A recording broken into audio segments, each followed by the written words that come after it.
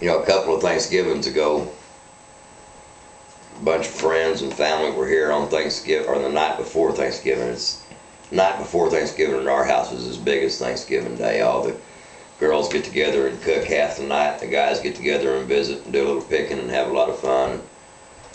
Thanksgiving the night before Thanksgiving, all the grandkids were here, and again, I was elected to entertain them, and had my guitar out, and I come up with this little song just to entertain the grandkids. And I'll be doggone if they don't consider it one of our theme songs down at the church where we all go now. And we do this as an entire congregation quite often. So it's called Three Little Christians, and it plays off an old fairy tale or whatever, and you'll recognize it as we go on into it a little bit. But in the background, you'll hear my wife and one of the granddaughters and a daughter-in-law and one of the boys maybe, and when they chime in on the chorus, because it's going to take all of us. But it's called Three Little Christians, and I hope you enjoy it. It tells a good story if you'll listen real close to the words. Today there's a lot of fake stuff going on in this world, and a lot of it's done in the name of Jesus Christ, and it's time that we got down to the real stuff, and we called a spade a spade. This song kind of does that, and I think you'll agree with me after you hear the words. Well, the three little Christians went to town to find some stuff to build a house. They did not know while on their way that they would fight the devil that day.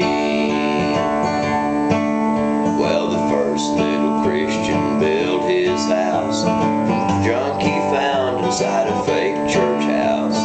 He no more than closed the door till the devil knocked him to the floor. And the first little Christian began to pray, and outside they heard the thunder, and the devil got up and looked out the door, and there he saw Jesus standing in the front yard. And Jesus said, "Big bad devil, better let me come in." Said, "Knock out hair, my chinny chin chin." Said, "I'll huff and puff, blow your door down, I'll send you to hell, I ain't fooling around." Well, the second little Christian built his home from things that would not bear the load.